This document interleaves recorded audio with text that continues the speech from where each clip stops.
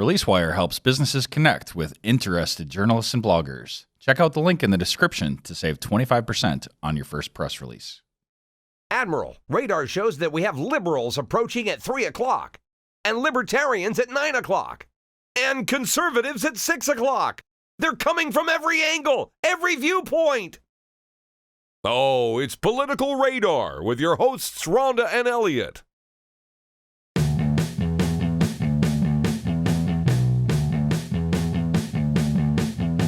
Hey, all you political junkies, welcome to Political Radar, the best 30 minutes of unscripted and uncensored political talk you will hear all day long, episode 38. And we have Alderperson City Council member David Nennig. Hi, Dave. Thanks for coming on. Well, my pleasure. Thank you for inviting me. Your program's come a long way in a short time, and you're doing a great job. Thank you. That's high praise. We'll see how you feel after we're done. We'll be okay. Okay, so City of Green Bay. So off camera, we talked briefly about the pool. How about a little pool update? Well, I've got a little bit of background on that because I'm chairman of the park committee now, but also I had worked for the city for 25 years, years ago, starting in 1981. And, you know, this is an issue that's been around for a long, long time. I remember in the early 1990s discussing the future of the pools with our park director, Chet Miller, at the time. And in the early 90s, the city hired a consultant to study all of our pools and look at, what the futures of all of our pools. And I don't think there are many people who remember it anymore, but I can give you what I remember. The consultant said that we ought to replace the Joanne's pool on the east side, pick one of the west side pools, either Colburn or Fisk, to replace that, and then if we're going to build any more, build them out further in the areas that have developed over the last 50 or 60 years. And I think there was a lot of logic to that. So the city proceeded and did Joanne's, and then when it came to the west side, wanted to do Colburn. And at that point, a lot of residents around there didn't want it. They didn't want more traffic, more noise in the neighborhood, and there were people around Fisk who embraced it and offered to raise money for it. Right now we're preparing bid specs, and within the next couple of weeks going to be receiving bids on it. It's been a very close vote at the council whenever we've had to vote on the pool issue, and depending on what the price comes in at. It was an interesting situation. Originally, when our park committee had it, we were told that the Friends of Colburn Pool and the swimming clubs could raise $2 million to contribute toward it. And a week later, they changed their mind and they revised it to $1 million, including $500,000 for naming rights and $500,000 in donations. So the council approved that. I voted against it at that point. You voted against the... I voted against the action to set the goal for fundraising at $1 million and for the city to agree to fund $3.5 million.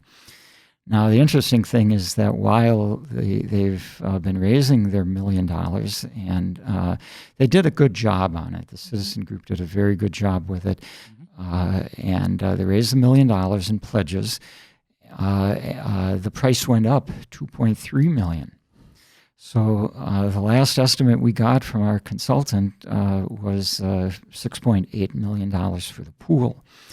Now, recently, City of Appleton bid out a pool project. They had two bids on it, and the low bid was $8.3 to $8.7 million, depending which amenities they select. So I don't know what's going to happen here. I'm hoping that some of the pool supporters who say that the bids will come in less, I hope that they're right. But if it's more than that, I think we may have some issues to deal with. So a couple things on that. So Alderman Joe Moore was on Political Radar and had talked about the money that had been raised and that some of that money is promised. It's not necessarily, you're not holding this money in the hands, waiting for this pool, right? This is the state of the situation. Yeah, some of it is pledged. Some people wanted to give it over 3 years for tax reasons or whatever. So it isn't all in, and it's a little more complicated because when we were talking about this, the city did not have money set aside to do the engineering work for the project before we could bid it out, and that's $200,000. So Alderman Weary offered to use some of the money that Friends of Colburn Pool raised to pay for the engineering work. So that's already been spent. So there's an investment now at this point already. Right. So do you believe, so Poolgate is clearly alive and well. It is. As we know. Yeah, and I suspect that when the bids come in, if they are high, we're going to have to look at how it can be reduced. And we do that quite often on projects. If they come in over bid, we look at how we can scale it back. And, it might not satisfy everybody with what they wanted from it, but we're going to have to deal with it. So looking into the future of this discussion, it is entirely possible that we will have a different mayor discussing this. Is it not? I would say that is possible. You got to work on your segues, but Yeah, very true. You don't like my segue? I like my segue. There was no segue. Well, because let's get to it. So that's fine. So there may be some different leadership sitting there, right? Do you think that's going to affect the outcome? Well, if it's a close vote and it could be a tie vote, it might. At the last council meeting, we had 5 tie votes that the mayor had to break a tie. And, in the almost 3 years that I've been on the council, we've never had that many votes where the mayor had to break a tie. This could be, if this is a close vote, that could be a factor. And we talk about this because our current mayor of Green Bay, Jim Schmitt, is being charged with some misdemeanor activity and is in court soon, October 5th. I really think that there'll be a lot. I think the tone of the conversation will shift when they actually see images of him in a courtroom. Mm-hmm. I think we haven't really, you've heard about this, you know what's happened, you have your opinion. Some people are conflicted with their opinion, but when you see an image, and believe me, people will spread that like wildfire, of him in a courtroom, I think that will change things a little bit. Yeah, it was one of those things where some of the council members felt that the council should discuss it right away. And, personally, I think it is a case where you have to let the court review it. There's a lot that may come out in court that we don't know about. They've talked about other breaches of the law that, he's not being prosecuted on, but are going to be read into the court record.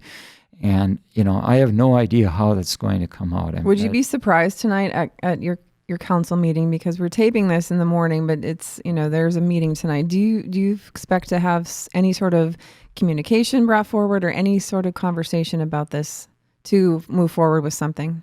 Well, I've heard about a couple of council members who are talking about bringing in communications, and as far as I know, it's just to get some legal advice on what the options are, what the city's options are in moving forward. Because there's no action on that. That's a communication that's just brought forward, and then work will be done after the fact. Right. It's only a couple of weeks before the case gets to court, and there's no telling if it'll be one appearance in court or it could be dragged out. Lawyers sometimes drag out cases. And, I have no way of knowing how that's going to come out. Well, according to his lawyer, it seems like it's like, this is what happened. We're just going to move on. We're done. That's what it seems like they're talking about, that this is it. So it seems like there will be one appearance on the 5th of October. And then, this is what happened. We've dealt with it. You deal with it. We're done. Well, that's possible, but, we don't know that for sure. When this thing started in January of 2015, it was 3 of the council members who were supporting the mayor's opponent in an election that year, making some charges. And it looked like it was a political thing, trying to influence the election, raise some doubt about your opponent and and influence the election. But now it's at a much higher level, and the judge will be, I'm sure, deciding this based on the law. And in my opinion, it's not appropriate to make it a political issue at this point. Now, I suspect that it'll get to the political level soon. But at this point, let's leave it at that higher level, a level of the law, a matter of law, and let the court decide. Yeah, and you think that's going to happen? You don't think that? I mean, I can't imagine being on the council right now. What is it like? Like, what's the environment, the temperature of that? Well, at first, people weren't quite sure what to make of this, and we've had a week or so for it to settle in, and people try to think of, where do we go from here? I think the big issue is one of leadership going into the future, because a city needs a strong leader. The mayor is the leader of the city staff, almost 1,000 employees, also a political leader and a community leader. And I'm not talking about a cheerleader. A mayor has to be a real leader in influencing the community, influencing the political process, and so on. And that's really the question, whether Mayor Schmitt will be able to continue in that role.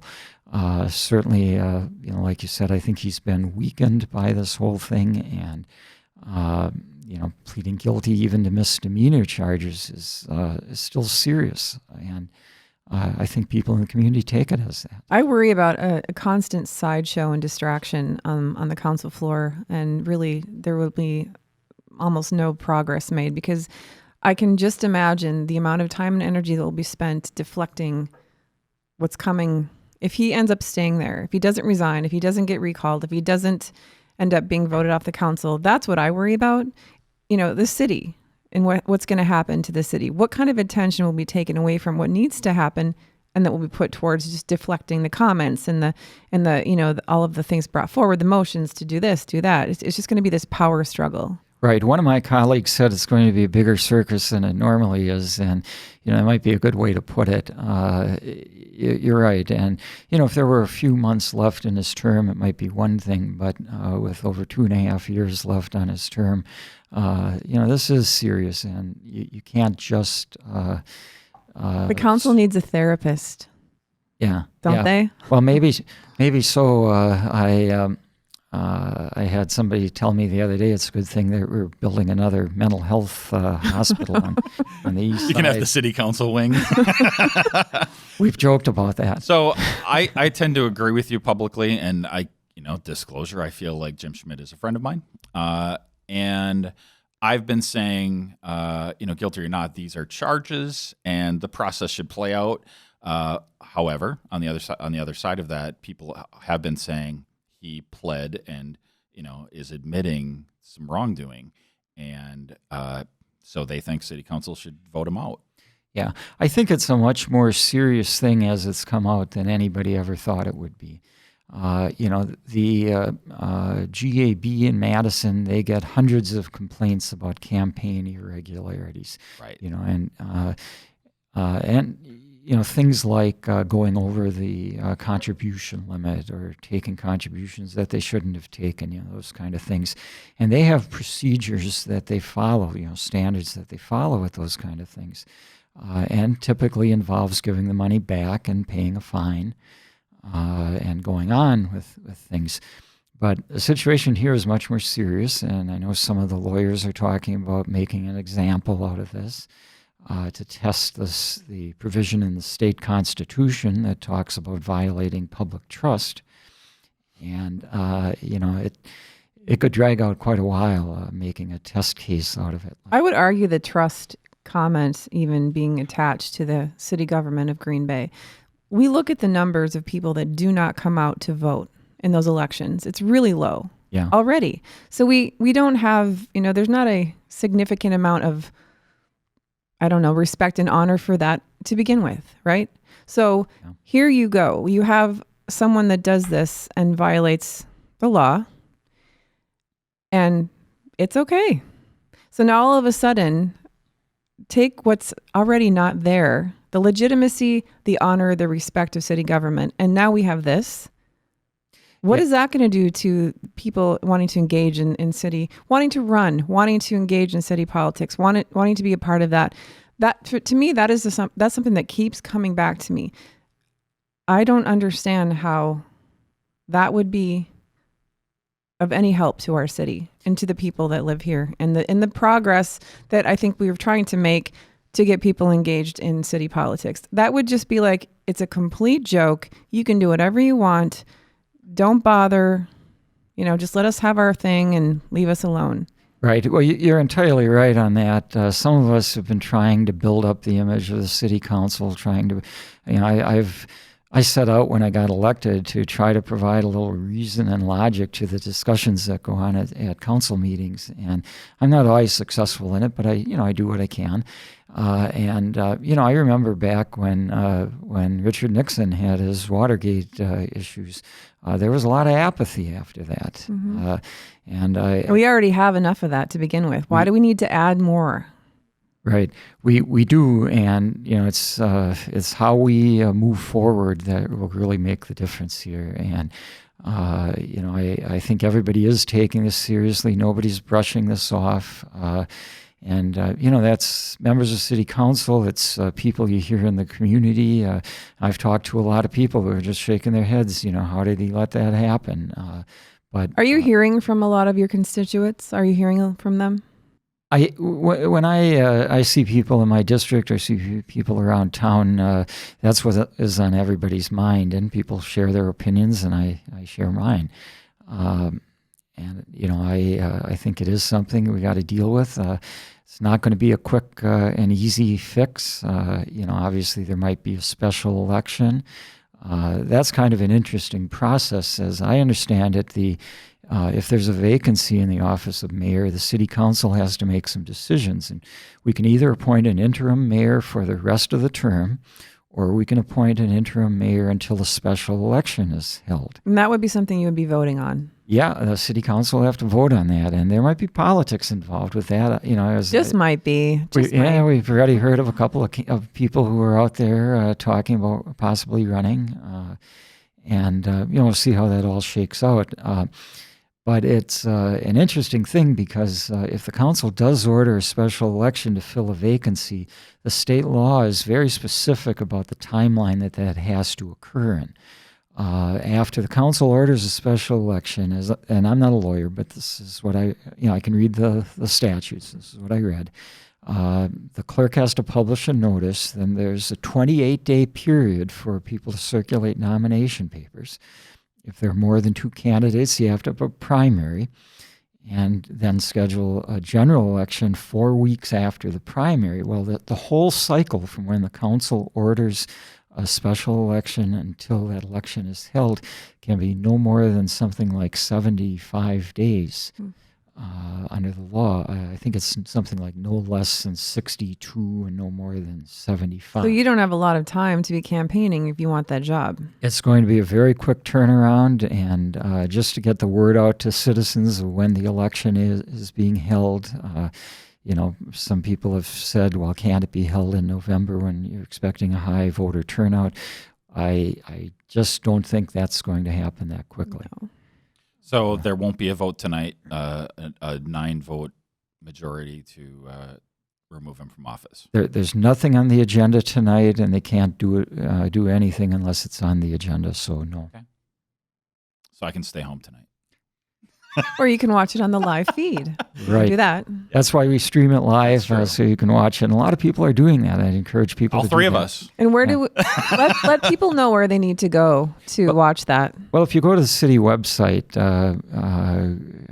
greenbaywi.gov, there are links that will connect you to it. So let's talk about something that is on the agenda tonight, which is, I know you called it a quadracycle, right? Pedal pubs. Right. To jump on, ride a little, and have a cocktail. So when can I jump on one? Well, the Protection and Welfare Committee that Alderman Scannell chairs has been reviewing this for a while, and they have a draft ordinance that they approved at committee last week that's going to the council tonight for first reading. And it has to go through the process of at least 2 readings. normally 3, but if there's a unanimous vote, it could move to the third. It could skip the second reading and move to the third reading. So it'll be at least a couple of weeks. We're now meeting on our schedule where we're meeting twice a month. So it has to go through a reading tonight, and then it could do another one in You think the votes are there for that? 2 weeks. I think so. I think it was an interesting situation because the state changed the law to allow quadracycles in Wisconsin, and they call them quadracycles, but it's the pedal pubs. Basically, a fancy bike that 16 people are on, and they can each carry up to 36 ounces of beer with them. I don't think they can have mixed drinks. I think it's just beer that they can carry with them on a quadracycle. It's something that has a cool factor, or it's hip, if you will. And it's caught on in a lot of other cities. Milwaukee's 3rd Ward has it, and it's been very successful. What kind of liability insurance do you have to carry for that? They have to carry insurance. I don't recall what the limit is, but it's a lot of insurance. The city can specify what the routes are going to be, and the way it came out is that the city council will approve their permanent routes, but if they want to have special routes for a wedding or something like that, they could get faster approval through the city's special events committee. So that's the way it's on there tonight. Basically, what the state did when they allowed this was there's a provision in state statute that a limousine or a motor coach can have people drinking in their vehicles. And they amended that to allow it on quadracycles. Because this isn't going to fit in a bike lane. It's not limited to the bike lanes. It can be on any public street in the city. They have to be licensed. They have to have insurance, and so on. So what are we looking at for regions where these will operate? Is it going to be like Broadway and Washington Street? Well, that hasn't really happened yet, but the fellow that brought in the request initially owns a business on Broadway, so I would expect Broadway would be part of it, probably Washington Street, maybe Main Street. I don't know, although Main Street's got an awful lot of traffic. But that hasn't been determined yet, and one of the comments was that the routes ought to be reviewed by the city's traffic commission as well, which they haven't been at this point. So it may take a little while before that's all. Well, I know on Broadway we close the street sometimes, and I know that there is we've had carriages and whatnot. So I mean, on Broadway it seems like a very, very simple thing, and I feel like Washington Street, at least for portions, would be similar. So right, they have to comply with the city noise ordinance and obey traffic laws and all of that. So it'll be interesting, but there is a considerable investment in buying one of these things, and they've got different models. Some of them are motor assisted, and and so on. What do they cost? I'm not the expert on that, but I've heard $25,000-$30,000 at least. Not unusual, maybe more than that. Yeah. By the time they get done. A lot of communities have done this. I think La Crosse has done it. And basically where the state legislature did it was that it's allowed in a community unless a city council takes action otherwise. And wouldn't that be nice if they took that same approach to other things locally instead of that's I didn't know that. So that's interesting. So in this case, state control, just unless you feel differently. Why don't they do that for, I don't know, cell towers, sex offenders? Why don't they do that? Yeah, that makes sense. Every issue has its own lobbyists in Madison, and I've been involved in the political process for years, and I know how that works. And frankly, they take away local control more than anything. Exactly. I think Superior passed an ordinance banning these things in their community. Superior, Wisconsin. Superior, Wisconsin. Okay. I don't know really what the background of that is, and I've heard of other communities. I've heard of Boulder, Colorado, and San Diego, California. Well, in Boulder, you can just light up a joint on the street, right? So why have a pedal pub? Yeah, I guess maybe it's not necessary. What's the point of that? And it might be a trendy thing that might come and go. Could be. who knows? But And it's seasonal, obviously. yeah. Although if you look on, I forget. I think it's a Third Ward website in Milwaukee. They show one in the winter. A fat tire quadricycle. Going down the street in the winter. I don't know if it had fat tires, but it probably did. Well, we've done horse-drawn tires. carriages. I don't know why this would really be different. Yeah. I don't know. I think it's a great idea. So any other big city issues, or should we wrap it up? Well, there's another issue about short-term rentals and AKA Packer houses. right. They used to be called Packer houses. We're now calling them short-term rentals because it's all around the community. If you look at Airbnb, vacation rentals, and a couple of other sites out there, you see hundreds of properties in the city that are listed for short-term rentals, and most of them have not gotten the conditional use approval that the city ordinance currently requires. That's been a tough issue for the Planning Commission in particular to deal with, that I now serve on, because frankly, a lot of times it's been political, whether you approve them or you don't approve them. We had one at the last council meeting on Shadow Lane near Gross that we had some of the neighbors supporting it and some opposing it. Of the people within 500 feet that the city notifies when one is proposed, I think there were 18 people for it and 12 against it, and 2 people who signed both petitions. But one of the immediate neighbors who was against it circulated a petition quite a distance from there on Raleigh and Kenwood and Oneida Street, Liberty.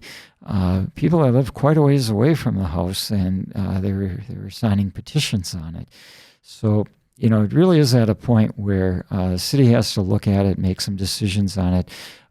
We're not the only ones looking at this. There are communities all across the country that are looking at how to regulate short-term rentals. And, people come to our community, they want to stay in our community. A lot of people like living staying in a neighborhood rather than in your boxed-in motel room.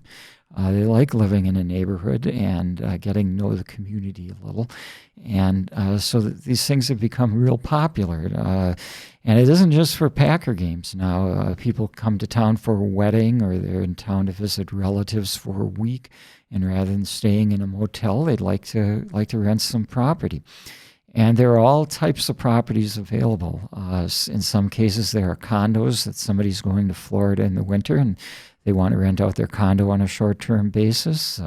In other cases, it's somebody who owns a duplex and they might live on one side and want to rent out the other side. Well, rather than having a permanent tenant in there, they'd rather have somebody short-term. And